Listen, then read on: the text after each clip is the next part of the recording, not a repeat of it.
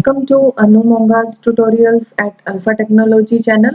आज इस सेशन में हम एसक्यूएल की ड्रॉप टेबल कमांड के बारे में पढ़ेंगे।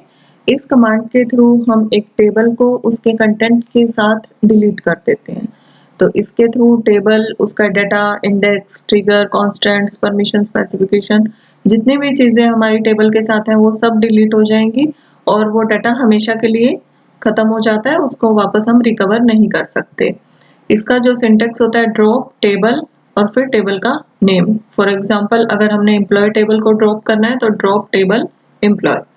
अभी मैं प्रैक्टिकली भी इस टेबल को आपको ड्रॉप करके दिखाऊंगी कि उससे क्या इफेक्ट होता है। हमारे पास एक टेबल है emp1 नाम से, जिसका डाटा हमने यहाँ पर डिस्प्ले किया है सिलेक्ट क्वेरी के थ्रू।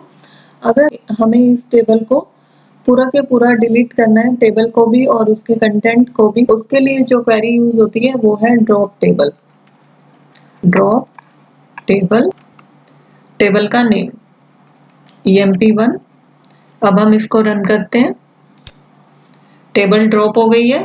अब अगर हम इस टेबल को डिस्क्राइब करें या डाटा सिलेक्ट करें